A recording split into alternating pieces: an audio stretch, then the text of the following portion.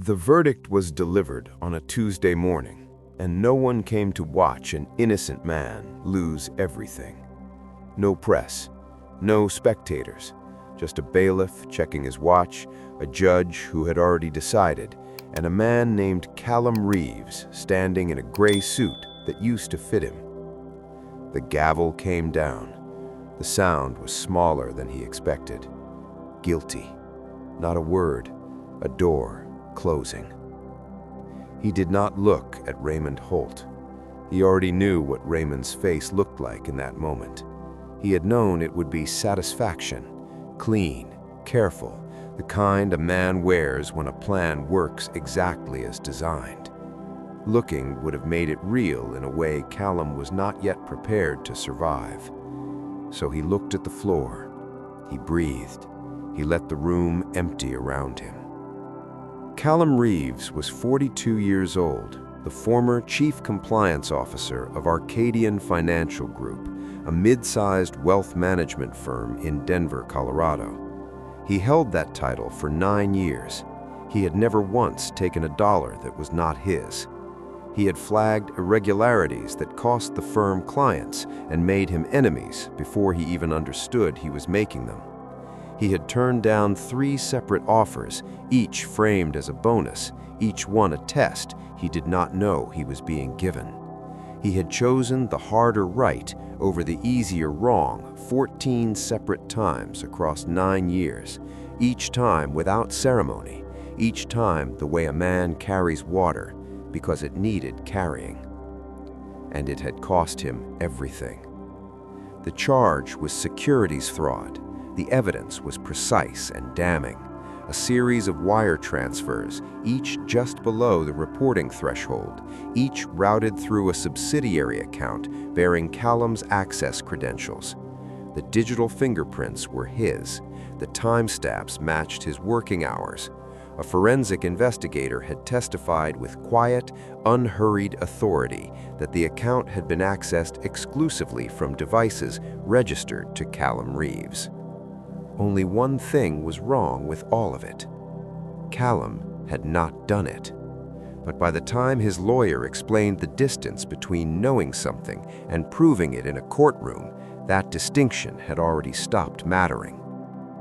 Raymond Holt had become CFO of Arcadian 3 years before Callum noticed the first discrepancy, a set of quarterly reports that reconciled too cleanly, numbers landing on round figures with a frequency that did not happen in real accounts, not wrong enough to prove anything, just wrong enough to bother a man who paid close attention for a living.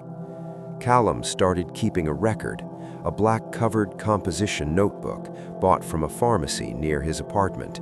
Names, dates, account references, transaction codes. He did not know what he was building. He only knew he needed to build it. He told one person about it. That was the first thing Raymond used against him. The second was the credentials. What Callum did not know, what would not emerge until much later from a direction he never anticipated, was that Raymond, as CFO, held full administrative access to the firm's authentication system. He had issued Callum's login permissions on day 1. He had maintained them ever since, and for 8 months before the arrest, he had been learning that an administrator with the right access could clone a credential session and make it appear to originate from a completely different machine. Not appear in court, with documentation, under oath.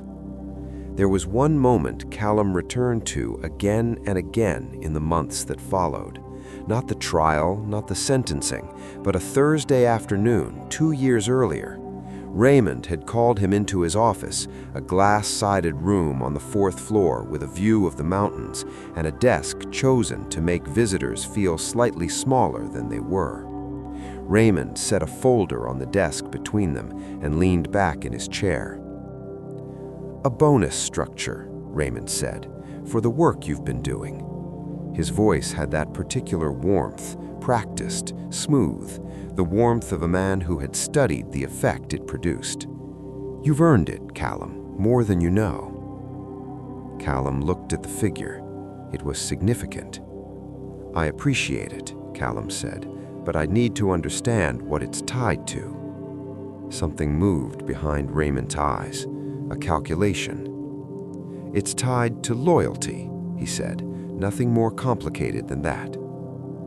Callum slid the folder back across the desk. "I'm loyal to the work," Callum said. "That's always been enough." Raymond picked up the folder without looking at it. He said, "Of course." His voice was still warm. His eyes were not. They were the eyes of a man revising a plan, quickly, without drama, the way a chess player adjusts the board. Callum only understood the look later, sitting in a holding cell, staring at a wall the color of old concrete, turning the memory over like a stone. He understood that the expression in Raymond's eyes that afternoon had not been offense. It had been a decision being made, a door closing. Callum was sentenced to 4 years. He served 22 months. He was released on a Wednesday in March and walked out of the facility with a paper bag containing his wallet, his watch, and a phone too old to connect to anything. His sister met him at the gate. She handed him a coffee and did not say a word. He watched the mountains through the passenger window the whole drive back and tried to remember what it felt like to want something. He could not find it. He could not stay in Denver. His license was suspended. His name existed in a kind of database that human resources departments checked before returning calls. He moved to Billings, Montana, and took a job doing bookkeeping for a hardware store owned by a man named Gerald, who had done time himself for something he did not discuss and did not ask Callum to explain either. Gerald paid fairly, kept his distance, and once, without explanation or ceremony, left a folded note on Callum's desk that said only, "I know." It was enough. The work was not complicated. It was, in the specific way of simple things, a relief. Callum kept accounts that were simply accounts. He reconciled figures that meant what they said. He came in at 8 and left at 5:30, and ate dinner alone in a rented apartment with walls the color of old newsprint, and slept badly in a way he had stopped mentioning to anyone. What stayed with him, not the injustice which had worn smooth from handling, was a memory from 6 years before any of it happened. A woman named Teresa Kwan. She had worked in Arcadian's compliance department for 3 months before she was quietly let go. She was 24 years old. She had flagged something minor in a client account and had done it in writing, which was precisely the wrong move inside a firm that preferred its concerns verbal and deniable. Callum had been her supervisor. He could not save her job, but he had written her a reference letter, 2 pages, specific and honest, that described what she had done with a precision and warmth that surprised even him as he typed it, because he meant every word. He handed it to her in the lobby on her last day and told her that what she had done, putting the flag in writing, refusing to let it disappear into a conversation that could be forgotten, was the right thing. He told her the world would eventually prove him right about that. He did not know if it had. He never heard from her again. He filed the memory the way a man files the things he cannot change, and kept moving. 16 months after his release, a Thursday in July, the heat flat and heavy on the city, a woman walked into the hardware store at 20 minutes to closing. She was in her early 30s, professional in a way that sat slightly at odds with the setting, carrying a leather portfolio and scanning the aisle signs with the focused impatience of someone who had taken a wrong turn twice. She asked Gerald for plywood. Gerald pointed her toward the back. She turned the corner, stopped, and looked at Callum. Callum looked up from the ledger. She said quietly, "I thought that was you." He almost didn't recognize her. 6 years, a different city, different lives on both sides. Teresa Kwan. She did not say his name out loud. She stood in the aisle between the shelving supplies and the exterior paints, managing something in her expression he could not fully read. After a moment, she said, "I work at the SEC field office in Salt Lake City. I have for 4 years." Callum set down his pen. He was careful not to move ahead of what she might be about to say. He had learned in 22 months that hope was the most expensive thing a person could spend. Teresa sat across from him at a small table near the back of the store. Gerald disappeared with the quiet discretion of a man who understood the shape of certain silences. Outside, the heat still pressed flat against the windows. She was a senior investigator in the Securities Enforcement Division. 14 months earlier, she had been assigned to a broader investigation into offshore account structures tied to 3 mid-sized wealth management firms, one of which was Arcadian Financial Group. The investigation had not been about Callum. It had not started that way. But as she pulled threads one by one, with the patience of someone taught by experience to document everything in writing, the structure had begun to reveal itself. She had found the access logs, not the surface logs presented at Callum's trial. Those were clean, exactly as they had been designed, but the underlying system logs, generated automatically by the authentication infrastructure, living in a compressed archive on a server that had been decommissioned but not yet wiped, a server that 3 separate IT administrators had put on the deletion queue and then left there, buried under other priorities, for 14 months. She placed a single printed page on the table between them. She tapped 2 lines near the bottom with her finger. 2 sessions, she said, same account, same credentials, same timestamp, down to the second. Callum looked at the page. He read the 2 lines. He read them again. "That's not possible," he said. "You can't be logged in from 2 machines at the moment." "No," Teresa said, "you can't." She let that settle. Then she continued. 1 session was in the office. 1 was from a machine at a residential address in Cherry Creek. She paused. Let the silence do its work. "The address doesn't belong to you." Callum looked up. She said it plainly, without drama, the way a person states a fact that has been verified. "It belongs to Raymond Holt." The hardware store was very quiet. Somewhere toward the back, a shelf unit settled.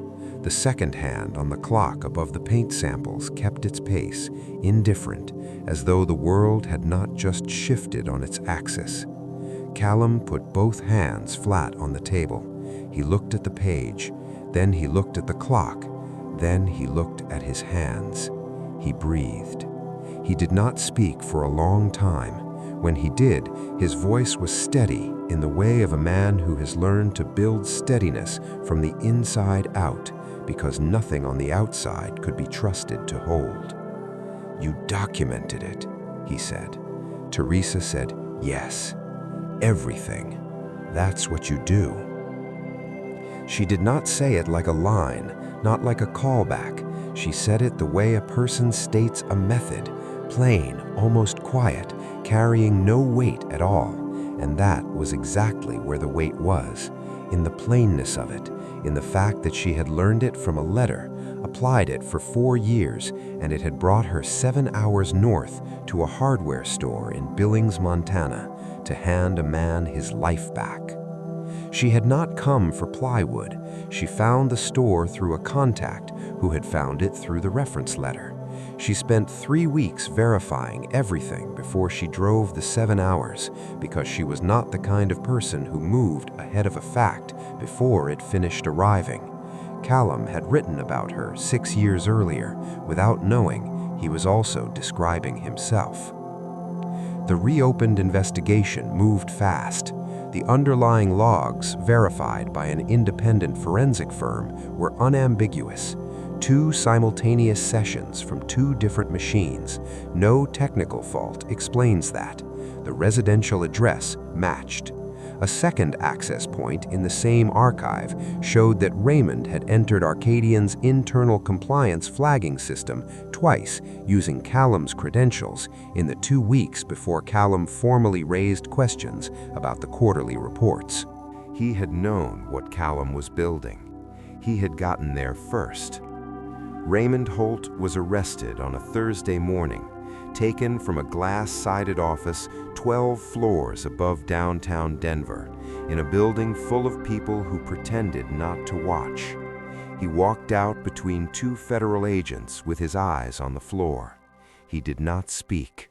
He did not look up. Whatever calculation had lived behind those eyes for 3 years had finally run out of numbers.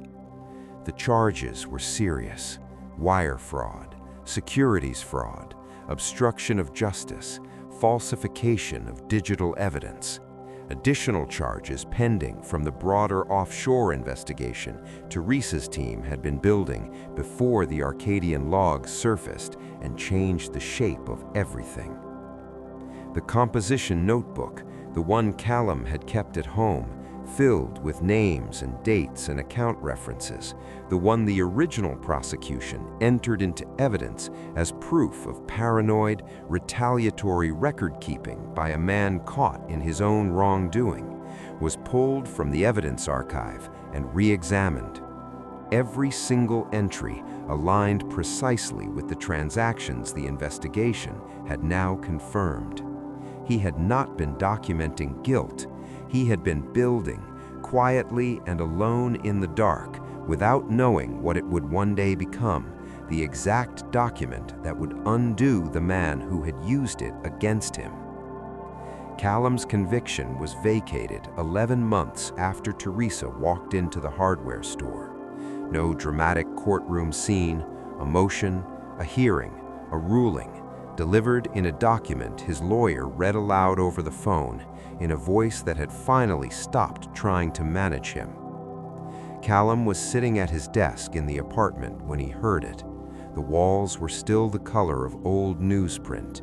The ledger was open in front of him. He set the phone down carefully and did not move.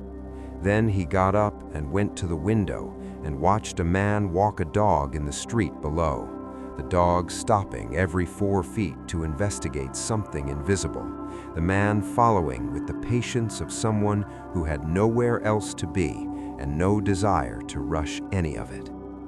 If this story lands somewhere in you, if you felt the weight of what it took to stay straight when every exit pointed somewhere easier, share it with someone who needs it tonight. Some stories find their people. Help this one find its way. Raymond Holt was convicted 27 months later, 7 years. At sentencing, the judge made a specific observation, not about the fraud itself, but about the architecture of what Raymond had done, the patience it required, the exploitation of a man who had extended nothing but good faith across 9 years, the particular cruelty of turning that good faith into the instrument of his destruction. Raymond said nothing. He looked at the floor, the same way Callum had looked at it in the courtroom 3 years before. Different floors, the same silence. Callum Reeves returned to compliance work, not in Denver, not in wealth management. He works now for a nonprofit that advocates for financial whistleblowers, people who see something wrong, write it down, and then learn what that costs. He is not wealthy. He is not famous. By every visible measure, he is unremarkable. He keeps a composition notebook.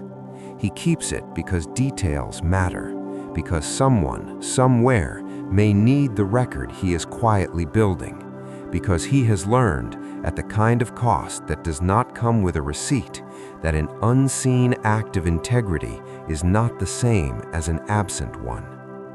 There are people who say that doing the right thing protects you.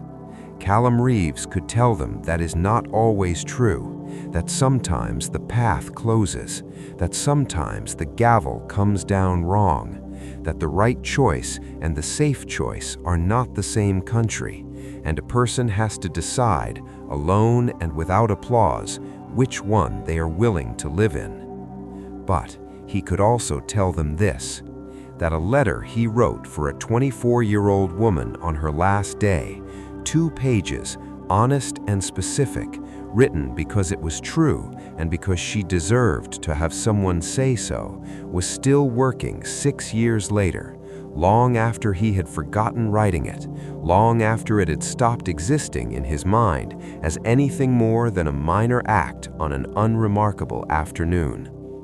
That the notebook the courtroom mocked became the proof that destroyed the man who put him there. That the thing planted in the dark, the thing no one watched him do, the thing that mattered to no one at the time, that was the only thing that came back. Some people will hear a story like this and ask how it is possible, how the right thread survived, how the right person found the right archive in a forgotten server in Salt Lake City 14 months into an investigation that was never supposed to lead here. There is no clean answer to that question, only the observation that the hand moving through it all was quiet from the beginning. It did not announce itself. It did not arrive with explanation. It simply kept working, through the archive that had not yet been wiped, through the woman who remembered what it meant to put something in writing and refused to let it disappear, through the notebook that outlasted everything built to bury it. That's the thing about this kind of hand. You never see it while it's working. You only see it when the story ends. And even then, if you're not paying attention, you almost miss it. Has someone in your life ever stood by their integrity when it cost them everything? Tell that story. This is God's Hand Stories, where every story has a hand behind it you didn't see until the very end.